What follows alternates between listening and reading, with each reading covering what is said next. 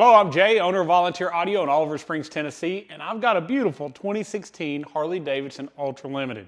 Billy brought this to me all the way from the great state of Texas to Tennessee to get us to do a wire rescue, to get us to fix it. He's watched our videos. A lot of what he put in this bike was due to some of the stuff he watched. He's got an awesome Soundstream radio. He's got some Hertz speakers. But he took it to his shop, they've cut it up, they put a sound digital amp in it, and 3 amps later, he's unhappy.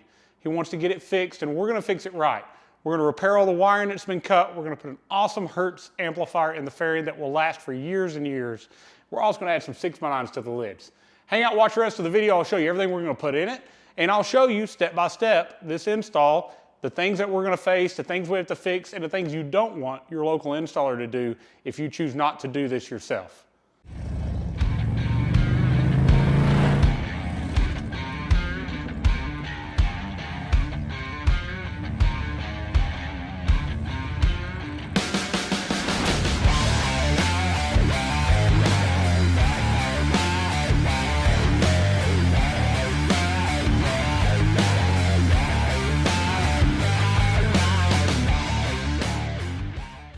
All right, so this is one of those unknown installs. So Billy called us, somebody else did the install. He had no idea what he really had, but he knew he wanted it fixed, he knew he wanted it right. So when we got here, I've had to tear some things apart and see what's there. So in our tour pack, I've removed the stock grills, which were incorrectly installed. He'd actually already had a speaker come out previously, but they did use the SV165 Neo. That's our favorite tour pack speaker. They used a good component, just the installation of it wasn't done correctly. Now you use the stock grills and they're the cloth ones, so I couldn't tell what's behind the fairing, but I did see this. Have you ever seen this before? Comment below if you've seen it, or if you hope you never see it. Somebody actually took the storage pocket door next to the radio and cut in a Hertz ST25 tweeter. Now this is the old ST25s. This isn't the new Neo version. If it was the Neo version, they could have cut out here if they really wanted those tweeters. It would have fit. These are the big, deep strontium magnet version. They're less expensive, but as you see, they don't fit anywhere. So now he has no longer any use of this storage pocket. So he can't get to that USB, and they've had to route it out here. The speakers they've put in a fairing appear to be a set of SV165 Neos. I'm not 100% sure. It could be the 165.1s with the big magnets. We're going to upgrade these to the SX165 Neos that have the tweeter in the middle. We're going to do that so we get good crisp highs, but this is a huge no-no, not just the install. Billy listens to classic rock, southern rock, 80s rock. Those recordings are very bright. They have a lot of treble, they don't have a lot of bass. It's the last thing you want to do when you listen to that kind of music is to put super tweeters pointed at your face, making your face want to melt off from the treble. So we're going to disconnect these tweeters. Not much we can do about the holes that have been cut. We're going to leave them in place, but we're going to put a speaker that still has a crisp, great tweeter in the middle of it, but not so bright that it's unbearable. Now let's move to the front and see what they did as far as amplifier. This is another huge no-no. If somebody tells you they're going to cut your factory harness to put your amplifier in, I want you to run. There are too many companies making good quality T-harnesses. You don't have to get one from Volunteer Audio, but if you're going to have an install done, they need to buy one from one of the reputable manufacturers. In this case, they've cut into the factory harness and tied in a rear signal wire. They've also cut the speaker pod connectors off each side and routed those for the front input. So they're basically feeding the radio's input in, but they've cut all the factory wiring to do it. They've ran 4-gauge power and ground. We're going to see if that's actually copper wire. If it is, well then this amp is just failing for obviously seems like no reason. Because even though I wouldn't cut this up, this isn't causing the failure of the amplifier. Now out of that they ran new speaker wire to both pods, front and rear. So they ran all new wires through the bike. It's really not necessary. There is a roughly 16-gauge copper wire ran factory that is really well built. You're not going to have problems out of it, and we reuse it with those T-harnesses, so we're not having to run new wiring throughout the bike. But we're going to get this amplifier out. We're going to add those ends back on they cut off. We're going to run new speaker pod wiring in here that has those plugs because we want it serviceable. If you ever need to pull this pod off for any reason, we want you to be able to unplug it and take it off. We don't want you to have to unwire the amplifier and fish wires out to do it. So many things are incorrect about this install, and we're going to make sure it's right. Billy's going to be really, really happy. And these Hertz speakers that we're going to put in here are going to absolutely, they're going to be loud, they're going to be clear, you're going to hear it, and the amplifier is not going to keep failing. You know, I don't want to down other companies just to down them. I don't do that. There's so many people we could just throw out on the internet or call out, and we don't. That's not the plan, but so many people ask us why we don't sell sound digital, and it's things like this. We have customer after customer after customer that calls with various problems, and the biggest one is repetitive failure way too early on their amp. Yeah, they send it for repair, they send it for replacement, but they get tired of it. 3 amps is a ridiculous number of amps to go through when you don't even have a blown speaker. Now, to get an even better tone, you know, when you listen to classic rock, 80s rock, southern rock, even heavy metal, it gets very, very bright. So we are going to stick with these mid basses without tweeters in the back. We're going to add the SX690 Neos from Hertz, those 6x9s in cutting kits. That's going to give us a much better rear mid bass tone. We're not going to have a lot of treble in the back. We're going to have a lot of fullness. We're going to get a lot of volume from all 4 of those speakers to even out our front speakers. We're also, with our SoundStream radio, going to cut the treble down a little bit so that style of music has an even more full, better sound. The answer is not turning up the bass. The answer is turning down the treble that's just too bright in those genres of music. Because if you cut the bass up, you're just going to distort as well. We'll go over more of that as we get into the install. Come over here and let's show you what we're going to put in. All right, so I just told you we're going to put 6x9s in the lids. We're going to do that with the new Hertz cutting kits. We'll go very in depth in this and show you step by step the best process on how to install these. It's very well designed, and I think when you watch, you'll find out it's something you could do yourself. We're also going to use our Hertz SP4.900 full plug-and-play amplifier from Volunteer Audio. So this amplifier has already been preset with an oscilloscope for the proper gain settings for his SoundStream radio. It's also fully wired, it's all plug and play, it's all waterproof, so it's going to make our install very simple once we correct everything that the previous people messed up. We're going to throw some Hertz grills in the fairing. These are actually made by us at Volunteer Audio. Hertz doesn't make these, we do. So we've got our metal mesh grills with our Hertz logos to go well with those SX165 Neos, like I told you, with the tweeter in the middle instead of just being a mid bass. We need that in our fairing. When you're riding down the road, you need that extra clarity from that tweeter at highway speeds to give you that good clear sound over the wind. The Hertz SX690s in the lids, awesome speaker, neodymium magnet, so it's not really heavy on your lid, yet extremely powerful. You definitely pay more for neodymium, but there's so many benefits to it. Its efficiency is also much better. We're going to get rid of those old cloth grills in the back too on the tour pack. We're going to put a good set of metal mesh grills that match our cutting kits, that match our front grills, so our final job looks as good as it sounds. So hang out, we'll get some of these out. I'll show you some of the repair processes, and we'll show you what you don't want to happen when you have an audio install, and at the end I'll show you what it should be like when it's done the right way. All right, so we're gonna go ahead and remove this upper vent. I've got my Torx T25 here, just so we get a little better view of everything they did when they put this amplifier in. I'm gonna get this off. I'll probably go ahead and pull my seat, disconnect power at the battery, because it doesn't look like there's any kind of disconnect to undo from this. So we wanna make sure we don't have live wiring up here as we take this amplifier and unplug it and take it out.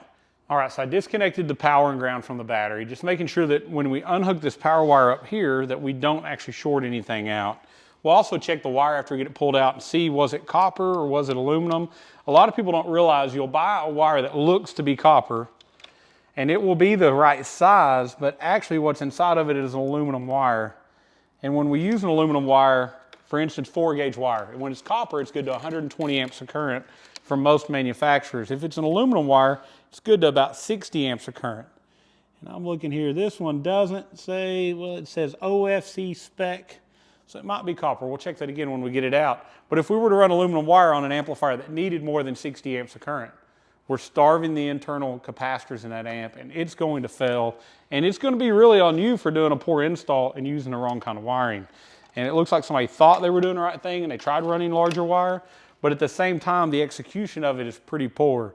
They cut a big hole here in this amp plate.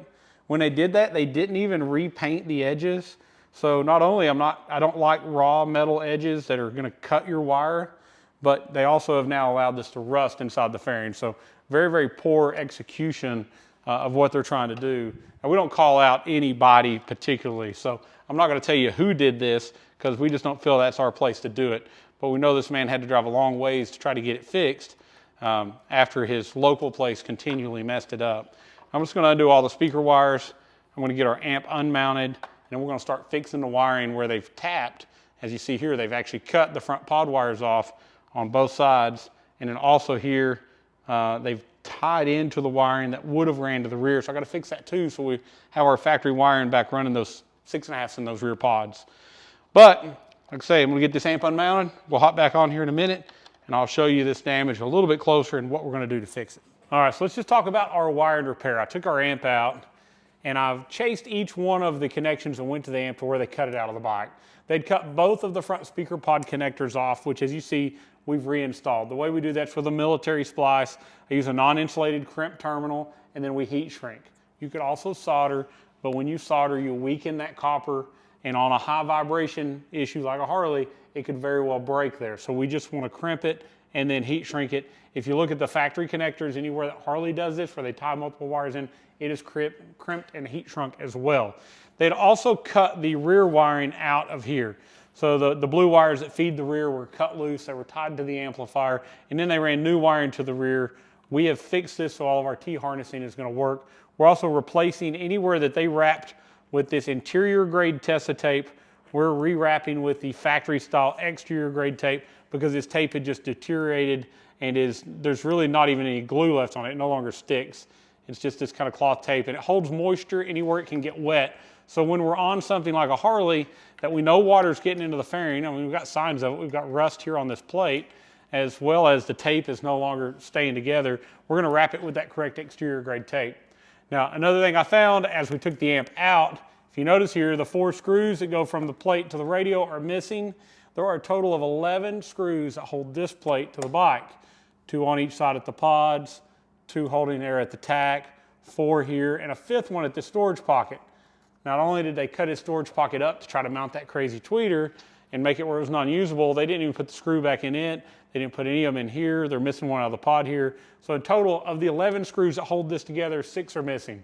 So it seems like over and over when we see a bike that somebody didn't buy a T-harness and they cut the factory harness, we also have missing screws. We also have improper stuff everywhere.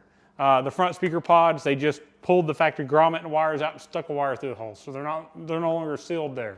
So we're gonna fix that also, but it's just one thing after another missing or wrong. You gotta be careful who you let do your installation. One way around this is ordering a DIY kit from Volunteer Audio, where we've already wired it, we've already set it, and you can do your own install, and you can make sure the screws and the bolts go back where they're supposed to go. And with our step-by-step install videos, we make that very, very easy, so you don't have to risk having a nightmare like this, having to take a trip from Texas to Tennessee to get it all fixed. But we're gonna get this thing done. It's gonna be amazing. It's gonna be well worth what he's went through in sound, but I hate seeing terrible installs like this over and over from professional shops that charge big money. Also, we're not covering every single step in this video. So if you wanted to see all of it, go to Volunteer Audio's website. At the top, we have step-by-step install videos, and then you can see how to remove the speaker pod, how to remove the radio, how to remove the outer fairing, how to remove the gas tank. All these steps are easy to follow. They're 3 to 5 minute steps. So next, I'm going to take these speaker pods off. We're going to change out some speakers. We're going to fix the wiring there. I'm going to find a bunch of screws to put this all back together and get it back like it needs to be as we go back together, and we'll get our amp on. So we'll be back with you soon talking about what speakers are in here and why we chose to change them. All right, so I forgot one important thing that I also found wasn't done right. Under this radio, there's normally a plastic tray where all of these wires are actually protected from rubbing on top of the forks. Somebody took that plastic little tray out, chunked it out and threw it away. I guess they thought Harley was crazy for putting it there and it doesn't need it. Don't know what we're gonna do about that. I'm gonna check out the wire and see if we can wrap up anything that is touching anything. I don't have those laying around. We never take them out, we never throw them away, we leave them in the bikes. So that was missing also. So again, just terrible, terrible install. You gotta be real careful who you use, and just because they charge a lot of money doesn't mean they did a good job. All right, so just a lot more stuff that doesn't seemingly make any sense. They pulled the factory wiring out. They ran their own wiring. They ran 4 wires into the pod so they could connect to all 4 connections on the speaker to run the tweeter off 2 of them. Really doesn't make any sense. They already cut all the wiring outside of the pod. Why didn't they just tie in to the signal wire right up here where it went in versus running them in and back out? Doesn't make any sense. They didn't have to get rid of the connections then and it would have still been here, but we're gonna put that factory style connector back in here. We're gonna put the speakers that have the tweeter in it because again, they had put the SPL shows. These are great speakers. The SV165 is one of my favorite speakers for tour packs or lowers. The only time you put them in the fairing is when you're using a super tweeter, but you got to properly talk to the customer, find out what they listen to, And you know, when you listen to classic rock, southern rock, 80s rock, metal, super tweeters are too bright. Most of you are not going to be happy with that. And this tweeter is still bright. It's bright enough that we have great treble. It's really clear at highway speeds, but it's not as bright as those crazy horns pointed right at your ears. So we're going to put this speaker in. It's going to do a lot better. Another huge benefit to having the tweeter in the middle of the cone was we didn't have to cut up our storage pods or the pockets. He told me he was livid when he went to pick up the bike and those bullet tweeters had been put in those crazy locations. But the other thing is this has a thermal protection circuit. If you send a clip signal to this tweeter, it does not blow. If you send a clipped signal with bass to those super tweeters, they're going to blow in an instant. You're going to be rebuilding them. So this is our go-to. It's our favorite. It fits our customers' needs most often and your type of music preference. And as well as I don't think most music needs that much treble because we always want more bass, and the least treble we hear, the more bass we're going to hear. So this is going to have a lot more full, better sound when we're finished than it had when it came in. Plus, we're going to add those 6x9s to give it even a better sound. But, you know, we're going to have these factory style harnessing back in place, so it'll all plug back in. It's all serviceable. If you need to take the pod off, we can unplug it. Only going to do it one way, and that's always going to be the right way. All right, so on this frame, you'll see there are 3 holes. Those 3 holes line up with these 3 bolts on our front speaker pods. There's 3 on each side. This actually makes this part of the frame. This is what keeps the top of your fairing from moving around and vibrating around. And just like we had 6 bolts missing up top, of the 6 bolts in the bottom, 4 of those were missing. We're now at the 10 bolts missing, and we're going to be putting them all back in because we keep excess bolts. We run into this over and over that people just don't put them in. So we're going to put all 3 in where they go, all 3 perimeter. We'll search out all the ones at the top, but we're going back together with our Hertz SX165 Neo. It's all going to plug in. It's all going to work great, but we're just having to take the time to fix what the last installer decided wasn't necessary. All right, so we've just took our gas tank off. We pulled our power and ground wire up, but I wanted to point out something else. They ran new speaker wire to the rear, but they didn't put any disconnects. From the factory, we have plugs for all the wiring. You could definitely unplug this tour pack. It is detachable or removable, but because of the way this was wired, it's no longer removable. We're going to go back using that factory rear speaker wiring, so it will be removable and detachable again. It's very, very important that whoever you're using knows what they're doing when it comes to Harley. They also use a non-weatherproof fuse holder for under the seat. So there's already corrosion where the wires go to the fuse because there's just water getting to it. So lots and lots of things on this job that just don't add up. You need to make sure whoever you're using, it could be you could do the job and it could be perfect using Volunteer Audio's kit. Make sure whoever you're using for install knows Harley Davidson audio. This is not car audio, it's not truck audio. Some people can do both well, but a lot of people have no idea what they're doing, and this one really shows that. All right, so we're on our tour pack speakers, and this is the grills that were on it. They're already cracked and damaged. It's pretty common to see this happen because they're just plastic, little cloth over them. Normally, we always use these grills. They're BC SPG. We offer them at volunteeraudio.com. They're like 20 bucks a pair. They look like the factory grills. They're metal, they're mesh, they work excellent. We're gonna put those on for a much better look. But one of the things that Billy said when he dropped it off was that right after he got it done, he was going down the road and this speaker actually came out. And I want to touch base on that because you have these little plastic grommets, little bitty T8 screws are holding that factory speaker into them. But once you put a really good quality speaker that's got a lot more power, you're going to see that these will not hold. They'll try to pull out. So what we do is once we get our speaker in here, we're just going to spin it slightly. And we're going to put self-tapping screws that come with the speaker straight into the plastic. Now we're just going to go until they're tight. You're definitely not going to keep going till you strip them. But I've never seen this come loose where those little grommets are going to pull out. So you don't lose a grill, you don't lose a speaker, and these actual screws go through the grill, so it's even more secure than some of the other styles we have. This is my favorite because it matches our lowers, it matches most of the things we do, and they're very inexpensive. So I'm going to get the Hertz SV165 Neo back installed. That's what was already in the bike. They chose a really good speaker. They just didn't choose everything else properly, and they didn't do a good install. Here are those little grommets we're talking about they pulled out. They were actually still stuck on the speaker. Now previously he'd went to a hardware store and put some sort of insert in while he was on his trip. But what we're going to do is instead of putting it here, first off we're going to make sure we bend all of our terminals kind of up to give us a little bit more clearance. And once we drop our speaker in, you're going to see that you can actually rotate it about here. By doing so, you're now into new plastic. You're not into those same holes. It doesn't look like it's out of place. then our grill, it's actually really nice. It's got these little parts that stick out that are going to fall right into our speaker perfectly. It's a tight fit, but falls in. And we're just going to take those screws that come with it and go straight into that plastic.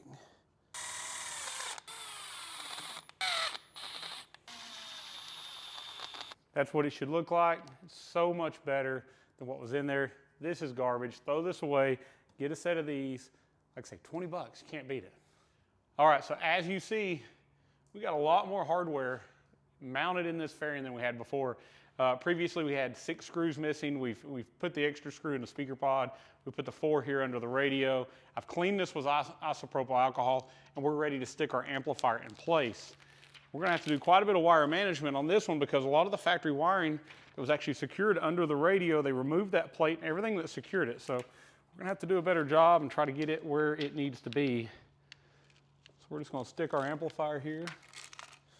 Make sure we've got it where it goes. It goes on with an industrial Velcro, and I'll tell you, that Velcro is extremely strong. This is not what you're used to throw over your shoelaces on your shoe when you're a little kid. This Velcro is so strong that you will not just pull it back off. But I'm going to route this wiring. A lot of times we'll route the wiring up around the top of the gauges and down. That cleans up this back here, and it gives us room to secure all this factory wiring up. So I'm going to take a few minutes, get some zip ties, secure everything where it goes. We'll get our gas tank back on. We'll jump to the back here shortly, show you how to cut in your lids, how to run that rear speaker wiring. I want to show you really well how we do that, because a lot of the other videos, we kind of jump into the 6x9 cut kit, but I don't show you the rear speaker wiring. Some people pointed that out. I want to do a better job of that, show you exactly where it runs, how to keep it from rubbing your belt, how to keep it out of the brakes, and we'll go over that here in just a minute. So keep watching. I want to show you how that works and finish cleaning this thing up. It's getting better. It's going to have a really nice bike, and it's going to sound great here shortly when we get done. All right, so on this install, we're using the SoundStream radio. He's using the HDHU14 Plus, which has this smaller thumb control module. Sometimes we're doing the SI radio, which also has the MRR module, which is a bigger box for my data link. And normally what I will do in this instance, because there's not a lot of room in these fairings, I want to show you where we put things to try to make it easier. I'll take one of the factory radio connectors, the one between the radio and the amp harness, because you've actually got the factory wiring, you then have your amp T harness, and then you have your radio harness. But I take the one that would have went from our amp harness to the stock radio, which is now in our SoundStream harness, and I put it next to this storage pocket. You want to put it in there enough that it's out of your way, but not so far in there that it's hindering the hinge on that door from opening and closing. In this case, they put a big tweeter in that door so it doesn't open anymore. But in your install, you're probably not going to have this crazy tweeter installation. If you're using the iDataLink Maestro module, I normally stick that in that same cubby hole. I'll do it with the majority of the wiring facing down. We do that so if water runs down harnessing, it doesn't run into that box. It's a really good location to put it because that stays very dry. The MRR itself is not waterproof, it's water resistant. So to get the longest life, we want to make sure it's in a dry location. So we stick it right in here as well.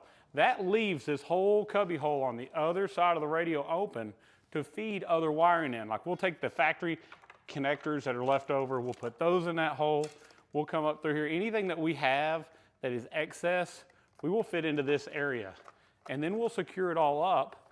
And you'll see when I'm done, a lot of this will be looking even better than it does now. But we secure all this so that when we go to put our fairing on and off, nothing's hindering it from going on or going in place. It's just what we want to do. We have to have proper wire management. You have to clean it up.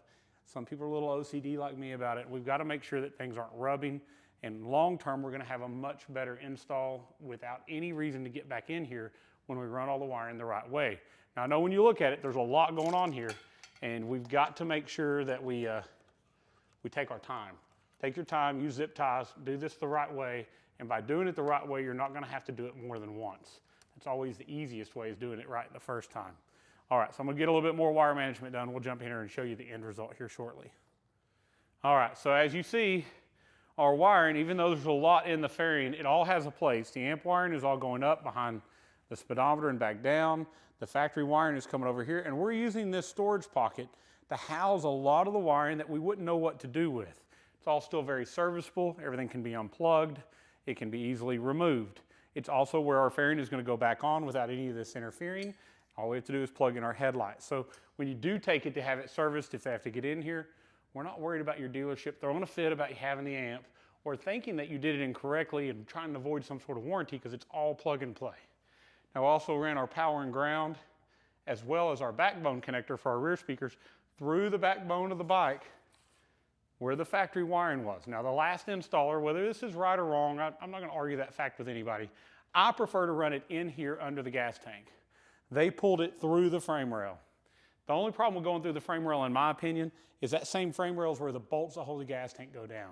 And when I tighten those down, I can't tell if it actually hit that harness. So if you run your power ground or even speaker wires through there, and then you run the bolt in, and you can't see what happened, I'm worried about that short or long-term rubbing against it, having an issue. In here, nothing is going to rub anything through. We're not going to have a short. We're not going to have a problem. We're making sure it's where Harley put it. I think that's the best place. All right, I'm going to get my gas tank back on. We're going to move back here to these 6x9s in the lids. So included in your wiring kit, you're going to have this one. This is what we're going to call the rear Y. This is going to plug into that front backbone connector. Simple plug in. At that point, you're going to have two leads that come out.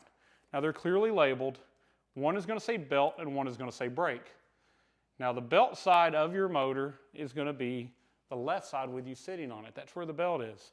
The right side is going to be where your brake caliper is. So we're going to find the one that says brake. And on this particular bike, you got a little less room than most because it has anti-lock brakes. It's got an ABS module here behind here.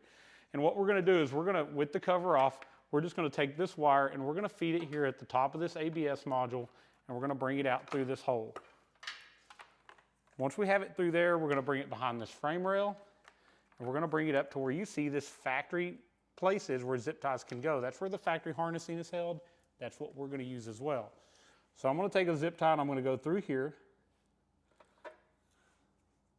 And I'm going to secure this just about where that sticker is, where it says brake. This doesn't have to be real long because what we're essentially doing is we're going to bend it under here. It's going to plug into our connector that goes to our bag. We don't want it too long so that if we do decide to leave it unplugged, it doesn't get into anything. So we're going to secure it there. We're then going to flush cut our zip tie. Always flush cut them so they don't cut you later if you got your hand on it. We're then going to come up here to our frame, and you're going to see there is a little hole here where your zip tie will feed through. And we're going to come around that little frame rail, making sure that our harness is up here high and tight. And we're going to zip tie this down as well. Now our wire is very secure from here to here, and we don't have to worry about it getting into a tire, into a wheel. And now we're going to leave this kind of excess up here. Now you got to be kind of careful and see what you're doing here to make sure you don't get all tangled up in the other light wires. Most people are going to have other things they've added, such as lighting, and there's going to be a bunch of additional plugs. Let's move to the other side, and I'll show you where we're going to route the other side and what you have to do to get access to it as well. All right, so same thing we just did on the other side. We just removed that cover. It just pulls out. It's very simple to get off. And now we've exposed our fuse box area. And what you're going to do is you're going to take a 13 millimeter, the same thing you just removed your battery cover with, or even your gas tank previous in your install. We're going to remove these two bolts.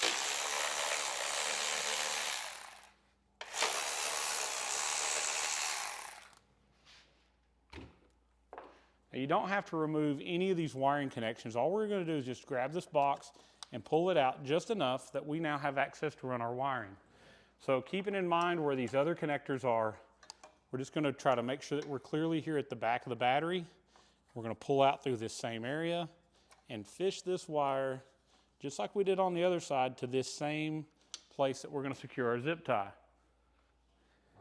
Again, this is the belt side. You see your belt. It says belt side on our harness.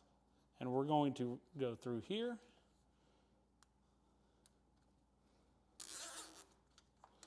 We're going to secure this about where it says belt as far as that sticker goes.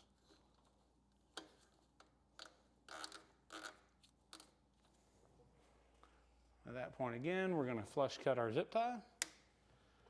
And the same thing we just did on the other side, we're going to find this little place where a zip tie will go through, grabbing our harness, feeding that zip tie around to secure that harness up,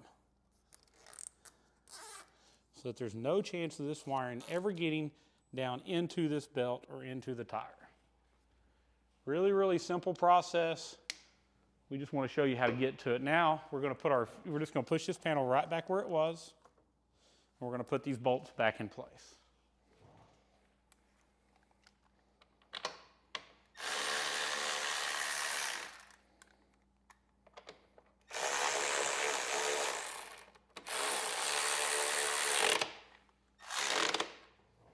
At this point, we're going to put both of our covers back on.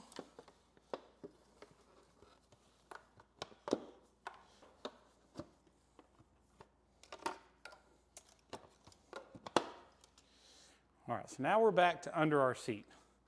Now I normally run my backbone connector down this side, so it comes out on the side where either I have the area where the anti-lock brake module is, or I can go behind the battery. And what we're going to do with this wiring is we don't want this exposed or seen after we get our battery cover back on. So we're going to make our connection. We're just going to plug in here. That simple. We've got our wiring all connected now. Now I'm going to route, make sure I have just enough wiring that I feed it down beside this battery. And I'm coming up in this little void here behind the battery. Now there's a pretty good cavity here that nothing is in rear of the battery. It doesn't cause you a problem in the future to try to change your battery. Simply pull it out if you want to get to it. But we have a lot of length here that we don't want to just cram in this hole.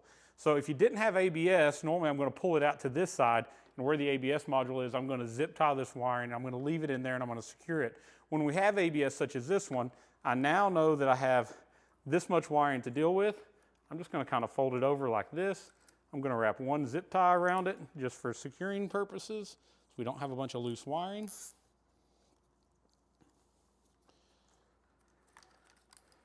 I'm going to tighten that down. So we have this little bundle. Now at this point, this can be put in that cavity right to the rear of the battery. The only thing that hinders you from getting in here are a couple of these bolts that stick down. They're a little longer, so just fish underneath those. Get this into this void. As you see, our wiring is now in a place that nothing is in the way. I'm going to put our battery cover back on, put everything where it goes in place here, and then we'll be ready to move on to our bags, putting the wiring in the bag and cutting those lids. All right, so this is one of those terrible installations where redoing someone else has done. They went ahead and they just cut this plastic to make it easier to go on and off with. Normally there's a loop here that you actually go around this little metal bracket, secures the front of this cover down.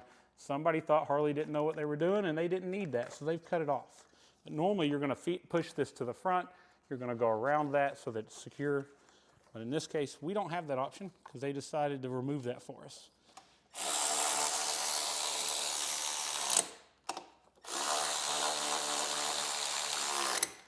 All right, so now we're going to get everything back where it's supposed to be or where it used to be. Let's see what all we have here. Our ECM snap back in, so that's your computer. We want to put it back where it's supposed to go. Couple extra connectors here. This little connector is always not used unless you have a California emissions model. That would have been for your evaporative emission solenoid, which most of the bikes we work on do not have here in Tennessee. I believe that is an accessory connector for a heated seat. Now we're going to take our gas tank connections and put them back where they go. Now these are marked black and gray for what color connector. Sometimes these do better if we pull them underneath here. There's our black one. And this is our gray one. There's like that. Now under the seat, on some bikes it's still clean, but on most of them you're going to find they're quite a bit dirtier than the rest of the bike. As you see, we're getting quite a bit of dirt on us. We'll get those cleaned up before we move on to our painted surfaces. But that is all of the wiring back where it goes underneath our seat. So we're ready to move on now. And as you see, it's as clean as it was from the factory with the exception of this additional light wiring. You can't see where we ran the speaker wires. This keeps you from being blamed when you go in for service work for any issues. If you just had a pile of messy wires here, every electrical issue you have from now on out is going to be blamed on your accessories. We do it the right way. It's all plug and play. It's all waterproof. It's all done correctly. And it's very serviceable. These connectors are going to be outside of your bag. Some of the other kits on the market, such as the Rockford kit, puts that connector in the bag, makes it difficult because you have to unplug it and ungrommet it and fish wiring out to get your bag off. Ours is going to be a simple 2-wire connection right outside of the bag. Remove it to get to your tire, to get to your shock, to get to your brakes, to the belt, whatever it is you're working on. It'll be very easy to do, and you won't be charged additional by your dealership because of your system if you have that service work done. All right, so I'm going to wash my hands. We're going to get back to the bags. We're going to show you how to cut it out. Last step, we'll show you how to put the wiring in the bag that's going to plug into these connectors. Keep watching. All right, so I've got this blue blue bag on my white bike, just so I can give you a better view of what we're doing. It's going to be the same process with a tour pack, but you're trying to cut around that speaker pod. It's always better to be able to remove that bag and get it out of the way. First step we're going to do on any bag, no matter what color or what it is, we're going to tape off with painter's tape the area where our template's going to go, just to protect from any vibration or scratches. The template's going to do a really good job of that, but this is just an extra level of protection. So we're going to try to put our tape on relatively smooth because we don't want some big humps that are causing us to put our template in the wrong place. I do this a whole bunch of times, so I'm going to make this look pretty easy. It's not hard, don't get me wrong, but I always make things look a little easier than they are just from the amount of times that we do it. But if you'll do it the way that I'm doing it, it will always be easier than you trying to do it your new way, especially if it's your first time. All right, so the next step is going to be to pre-drill some holes that we're going to drop our saw into. I've got a 3/8 bit here in my Milwaukee drill, and we're just going to drill these holes. Same thing, one over here. I do that because I'm going to cut this side as one cut. This side is going to be another cut, and then this one is going to be our last one. We're going to wrap all the way down to the front. Now these little corners, if you notice, they are rounded. We're not going to try to round that with a bit. We're just going to do a straight cut. We're going to make those into 90-degree cuts. It's going to make it way, way simpler for you because you're just cutting straight. You're cutting straight, and the only part that you're rounding at all is here, and that's going to be a very, very easy cut for somebody that's used a saw much at all. All right, so my tool of choice for this is a Milwaukee hacksaw. I like it because it's one-handed. It allows me to get exactly where I need to go. It does have a nice foot that rests on my cut kit, and I use this particular Milwaukee blade. I get asked a lot in the videos, what blade is that? So this is part number 5162. It's called a scroll blade. It fits a sawzall, but it's more like a jigsaw blade. They make these in different lengths as well. The shorter one would be fine. We use this one primarily. But 5162 is the part number. You can get it at Ace Hardware, Home Depot, anywhere that sells Milwaukee tools generally sells this blade. Sometimes I've seen you have to order them online. Our Ace Hardware does a really good job of keeping these normally. They normally come in a 5-pack when you buy them. All right, so we're going to drop this into our hole. And all I'm going to do is I'm going to cut up to this first corner. Now, I want to tell you, this is a pretty wide gap compared to the width of your blade. You want to follow the outside edge of this.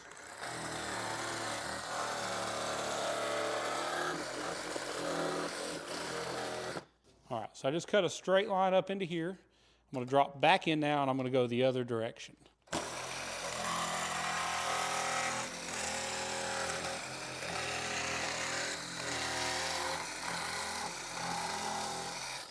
Now, it doesn't normally throw much plastic shavings, but I got to tell you, put eye protection on. I know I'm not wearing it. I probably should be, but you need to do that. Also, make sure you don't get your finger where the blade is going to get smashed. You don't want to smash your finger in here where this goes up and down. You also don't want to get it cut. So be careful of those things. All I did was a straight cut from this corner to this corner. Don't go too far. You want to stop right where the other one would meet. All right, so now we're going to drop in our other hole.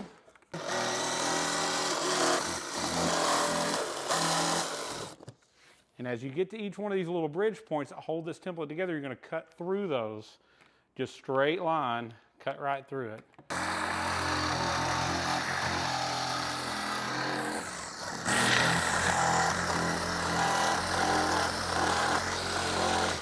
All right, so now we have those two sides cut. I'm going to drop in from this side. We're going to do kind of the similar thing. We're just going to start, follow right up to that corner.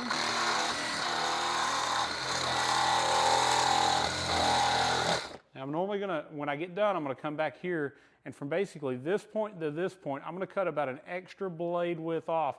That's the tightest part of the cut kit, and I find it fits much better if I cut it just a hair bigger there than the other places. So I'll show you that here in a minute, but I just want to show you what's still together. Now, as we cut through each one of these, we are separating the middle part from the outside part.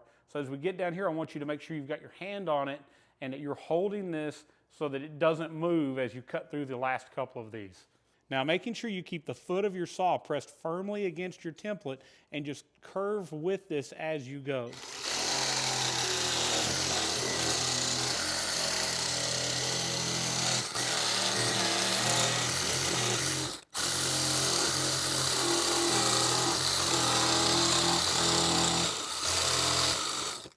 so now that you've cut all the way through, you're gonna see that this is now a separate piece. You're gonna take this off. Now this is the part where you could take something and you could sand this edge and you could make it a little bit bigger or a little bit straighter, but really we have about a 1/4 inch area of play. Now I know that this corner is the corner that always is a little too tight for my liking, and I'll take about an extra blade off here.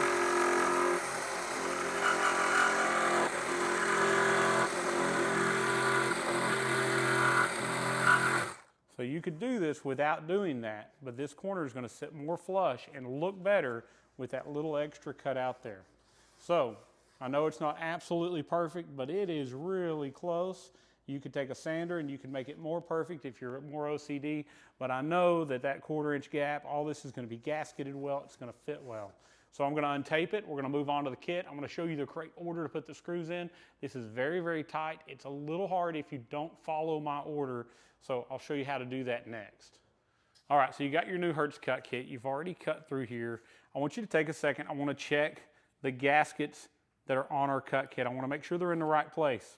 Now, you'll find out that the gasket on this part really doesn't matter, because all we're doing is keeping the paint from being vibrated or be rubbed through, or vibration from things from hurting it with this gasket, because if water wanted to get in, it would come right through here. So the important gasket is going to be on this side. This is what's going to seal that water that gets through from being able to come out those edges. So we want to look at this gasket. We want to make sure it's in place where it's supposed to be, that it's all in good shape before we move forward, because this is the one that has to seal everything out. So we're going to drop our upper piece in. We're going to open up our bag. And now we're going to drop this section in to kind of meet up with it. Now I'll tell you, this is very, very tight. And before I ever try to push this side in place, I put a couple of the front screws in. So these are going to be a T20 Torx. And we're going to start on the front corner. We're going to just start this screw just a couple turns. We're not going to tighten it up yet. So I started that one just a couple turns. We're then going to move to the other front corner and we're going to do the same thing. We're going to kind of push down till we find what we have, and we're going to start it. Now that went very, very easy, but we didn't try to get these in place yet. If you'll notice, it pushes in around your latch. Now we're going to kind of press that down. You see it just fell in. And we're going to be able to line up the other two, because these are now lined up, but they would have really fought you if you wouldn't have done it in this order. So now I'm going to push in, and I'm going to try to find this one. I'm actually going to move to this one first, because this is always the easier one to start in the back. So kind of push in on your grill, push in on your screw, and you'll feel it fall in. I just heard it fall into the hole. I'm going to start it a couple turns. Now, because those three are started, this one is going to be lined up perfectly, and all I have to do is push. You'll hear it fall in, and then it started. Now, none of them are actually tight yet. So now I'm going to kind of work around. I'm going to do a couple turns on each one, and I'm going to work this into place without tightening any one of them all the way down yet. Just so our gasket pulls in well, and we find everything seals much better this way than trying to tighten one all the way down. Easy to do. It's as easy as I just showed you if you follow this sequence of putting the bolts in. If you try to start with these back ones, you will fight and fight and fight with this. You'll be mad at me. You'll think that I lied on how easy it was or how hard it was, and you just got to follow these directions. That's why we make them, because we do this. This is several hundred of these I've cut in now, and I figured out the easy way, probably 20 or 30 in. All right, so now I'm just going to double check. I think they're all tight. We're going to check it one more time. These are all going into brass inserts, so they go in really well. They're all tight. So now I'm going to throw this piece away. I'm going to vacuum my bag out, and then I'm going to mount the speaker. I'm going to go over and I'm going to show you how to put the gasket on the speaker and how that goes. Now I want you to look really good. This fits absolutely perfect. It fits the edges of the bag perfect. It is pulled in, even the back side, all the way back here. This back corner on a lot of kits doesn't fit tight, and it's pulled all the way in. It looks really, really good. Install is done correctly, and if you follow these steps, yours will look this good too. All right, so now we're going to take our SX690 Neo and our cut kit gasket. We're going to take this gasket. We're just going to pull out each one of the little round holes where our screw holes would have went. Always do that first. We're going to remove the sticky backing on it. And I find this is easier to do if I just put it on the speaker. we want to make sure we put it in the right place. So we're going to line up this corner with the hole. Kind of follow this on around. Make sure that our other side lines up correctly. Our screw hole will go through. Now this little thin gasket, we want to make sure that we put it right where it goes in the middle of this as we come out to this back one, because you got some area there, and the better you do this, the better and more watertight this is going to seal up. So same thing on this side. We're going to try to keep that toward that outside edge. So we stick it in place and push this one in. So not difficult, but we're going to apply that to the speaker. By applying it to the speaker, it just makes this so much easier than trying to apply it to the bike. Now these are going to be held in with Phillips screws. We're going to get a number 2 Phillips screwdriver, and we're going to get the included screws. It's going to be short, almost self-tapper looking screws here. Let's go to our lid and get it installed. Now again, after doing hundreds of these now, I know that if I start with this screw, the one that's a little bit further down in here first, this is going to be easier to get everything else lined up. Do that hard one while your speaker's loose. Then come out. At that point, it really doesn't matter. Grab the next one you can see or get to. We're not tightening any of them yet. We're just going to get them all lined up into that hole where they're supposed to go. All right, so all of our screws are started. Our terminals are toward the middle of the bag because that's what our harnessing is designed for. Now I'm just going to move my speaker around to where it falls in right where it's supposed to be. I'm going to start tightening these down. And you're going to see that it pulls it down and pulls it in all the way around. And that gasket's now going to be very watertight and very, very well sealed. We don't want to get water in our bags. These speakers are going to make sure that we don't. All right, so they're all tight now. So we get asked all the time, is the speaker waterproof? Absolutely waterproof. If it gets rained on, you're not going to damage the speaker. And then people go, well, what do I do about the water that gets in there? Well, if you are riding in the rain, water gets in here, maybe from washing. When you get done, open it up, just dump the water off the speaker. It's not going to hurt it to have it on there for the time that it's on there. And when you dump it off, it's going to go back to sounding right because you don't have water just flooding around on top of the speaker. So awesome install on this. We're going to do the other side. It's done the exact same way. There's no reason in me taking the time to film the second one for you on this install. Next, I'll show you how to get the wiring properly into this bag so that you can finish your install and get your bike sounding as good as the one we're working on today. All right, so I'm going to show you where you're going to drill your hole to route the wiring that goes to your 6x9. Now we're at the front of the bag where the speaker is. We're on the inside, and you're going to see where it would originally attach to the bike and where you're going to latch your lid, and we're going to find a place about here, in between it and just a little lower, and we're going to drill a hole. Now this bit I'm using is a 16mm paddle bit. This is also the same size as 5/8.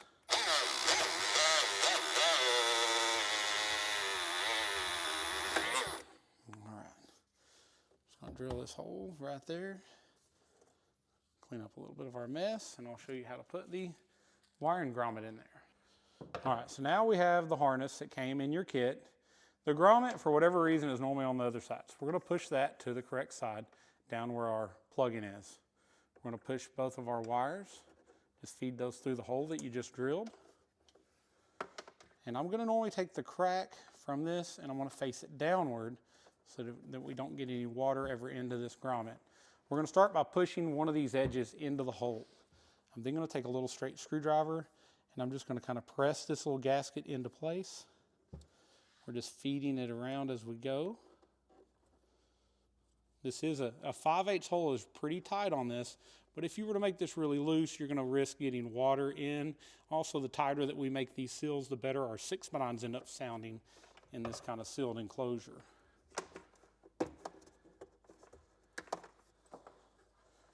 All right, so now I've got that wire in place. If we look in from this side, we'll just peel that plastic out.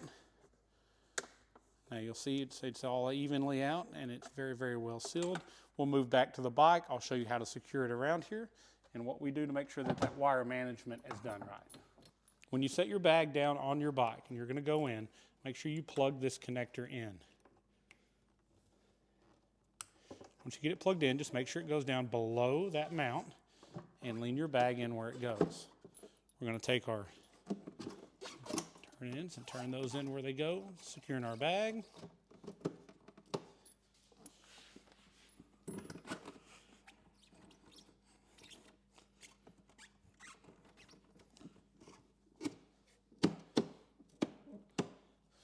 All right, so now we're going to take some isopropyl alcohol and we're going to clean this surface because we're going to install a zip tie base in 3 places and zip tie this wire in where it goes so it'll be nice and clean in our bag. All right, so I've wiped this down with isopropyl alcohol, so we've got some good clean surfaces for these to stick. I'm going to come just right across from the wire and I'm going to put one on this side of my bag. I'm going to bring it over to the other side and do the same thing again. Now these are included when you buy your kit from Volunteer Audio. We include these zip tie bases along with the zip ties necessary to secure this wiring. So you're going to get some zip ties, you're going to get all these parts. When you buy from other people, a lot of times you'll get some random parts. None of them are set up right, none of them are really meant to work together, and there's a whole lot of guesswork. We want to take all that out so that you have the best experience and end up with the same system that you watch us install when you do this on your own. So I'm going to take my wire and I'm going to take the positive and negative and put them on the correct place. Black goes to negative, red goes to positive. Now we're doing this and they may stay here, but a lot of times in Harley installs we find that Harley's inconsistent in their wiring and their phase or polarity will be off, and so we're going to check that at the end with a phase or polarity tester, and anything that is wrong we're going to fix. So this may change, but if that be the case, we just got our wire routed in the right place. It's not a big deal to swap those 2 connectors. So starting closest to your bag over there, we're going to start in that corner. One other thing you can do is you can take a little zip tie and put around that grommet so that it is where it needs to go. This isn't like some of the other kits where you have to ungrommet it every time you work on your bike. It's just that simple plug on the outside.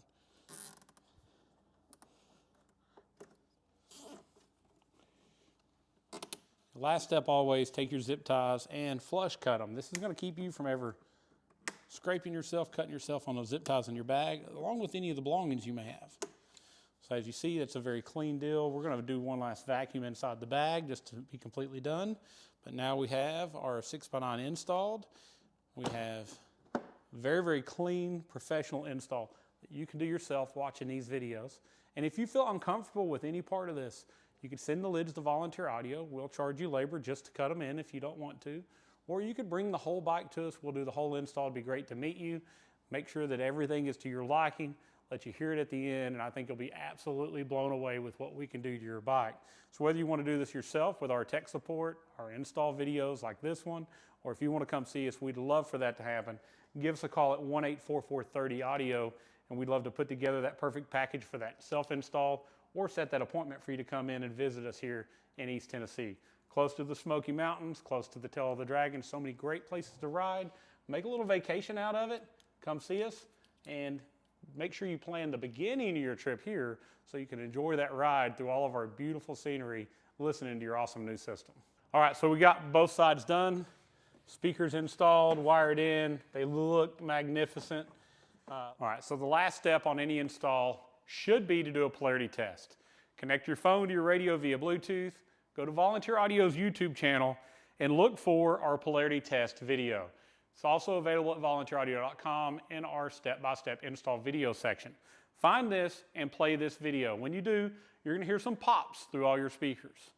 You're going to take this tool, you're going to hold the button down, and you're going to go to the side of the speaker. Don't try to get the middle where the tweeter is, but come to the side and listen to each speaker, and it's either going to give you 3 green dots and a red dot, or 3 red dots and a green dot. At the end of those flashes, and you see what every speaker is doing, we want them all to match. So we're going to take whatever the easiest speaker is to access, and we're going to change the wiring on it if they're out of phase. We're going to swap the positives and negatives to make them all match. So let's go through that test so I can show you. I've got my video pulled up here, and we're going to turn that on. Now we also want to make sure our volume is not too loud or too low. If it is, you're either not going to get a consistent reading, you're going to get all the same flashes.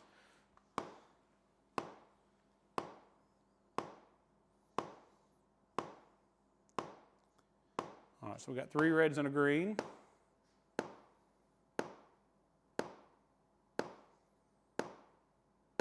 All right, so our fronts match. Let's go to our Tour Pack.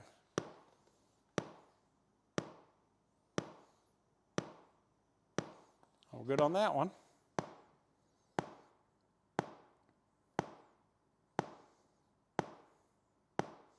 All right, last, our 6x9s.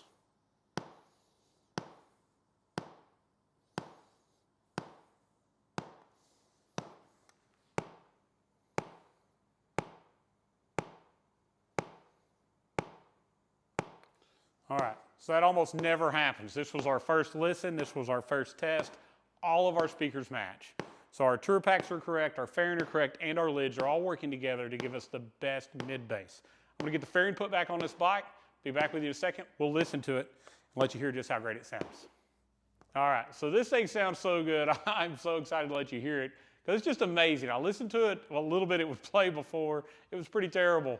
With all the wiring issues that were in this bike and having them all corrected, putting the correct speakers in for the type of music that our customer listens to makes a huge difference. Those SX165 Neos are a much better choice for you classic rock, 80s rock guys, instead of a set of bullet tweeters with either a mid-bass or a compression horn speaker. Those just are going to be too bright. They're going to make your face want to bleed. So I've got a copyright-free track I'm about to play. It's got good bass in it. It's got good highs. It is a rock and roll kind of song, and I'll let you hear it. I think you're going to be amazed at just how awesome this bike now sounds.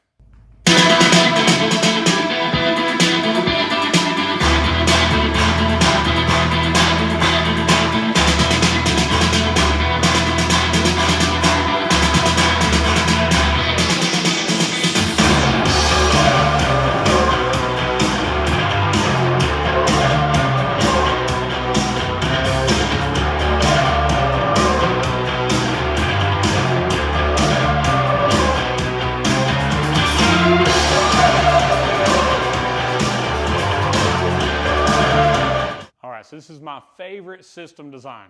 I love a bike that has tour pack speakers, especially the SV165 Neos, giving us the mid-bass that we get from that, using that enclosure of the tour pack. The 6x9 sounds so good because we have those bags giving us that better mid-bass. All four together gives us so much rear fill, that enveloping sound, and a super full sound from the back of the bike. Now that polarity check was crucial. We get calls all the time from people with various systems. That's not something that's just important when you buy from Volunteer Audio. That's any bike.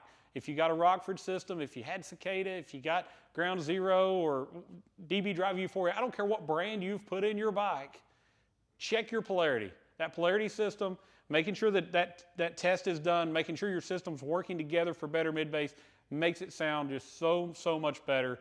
And as bad as this install was with the cut wiring and the missing bolts and all the things that were wrong, you know they were out of phase as well. So doing that test is very important. It sounds awesome. I'd love for you to come to Volunteer Audio and let us make your bike sound like this. If you can't, I know you can follow our step-by-step videos, take one of our DIY systems, where we do the hard part. I'm going to do all the technical things. I'm going to wire it for you so it's plug and play. I'm going to set your amp gains perfectly. I'm going to set your crossovers in your amp exactly where they need to be so that your SoundStream radio or your factory radio sounds as awesome as it possibly can. Now this was set with a flat EQ and it still sounds amazing. But we'd love to get you took care of. Give us a call at 1-844-30-AUDIO. Talk to Rick, Samantha, or I.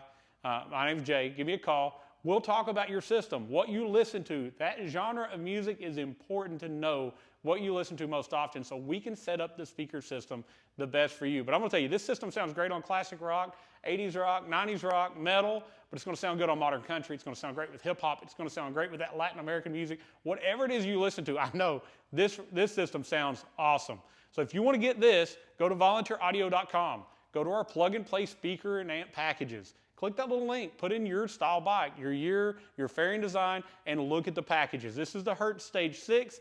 It's 6 speakers. You can build a 2-speaker or a 4-speaker into a 6-speaker even later if you don't have the money to do it all at once. We make this easy. We make it where you can continue to make it even better. So you got that Ultra Limited, get the 4-speaker system, listen to it. Get a little bit more money in your budget, add the rear speakers to it as well. Our 1 Hertz SP4.900 will do an amazing job of running up to 8 speakers. So you don't have to start over. You can build upon it as your budget allows. But I think if you've got the money, the 6-speaker is the way to go. I'm not a huge fan of lowers. We do a lot of lowers, but I love the tour packs and the lids together. Now, if you really want to go crazy, you do the 8-speaker system. That's just way more than my ears can handle, and I'm already half deaf. Thank you so much for watching. Like this video. That's going to help us. It's going to move us up in YouTube search results. It's going to help us on Facebook, wherever you're watching this video. Subscribe to our channel to find out the latest about Harley Audio as it comes out. We'll show you how to install it. We'll show you what it sounds like. We'll show you how to use it. We'll help you make the right decision so you're not wasting money buying the wrong parts for your bike. And as we've demonstrated here, this is the install we wouldn't wish upon our enemy. We don't want things done wrong, and we want to make it where you can make sure it's done right. So you can do that self-install, or you can come here and we can do it. We'll do it while you're here. You can watch what happens to make sure it's all done perfectly. Or we can do it while you're asleep at a hotel. We'll do it one night so the next morning you can go ride and have a blast listening to your new system. We do this over and over. We are so blessed. Thank you for watching. Thank you for buying. Thank you for encouraging us. Thank you for all that you do as a subscriber and as a viewer. And we want to hear from you. We want to help you. We are just so blessed because of you. And with that being said, I want to say thank you and God bless.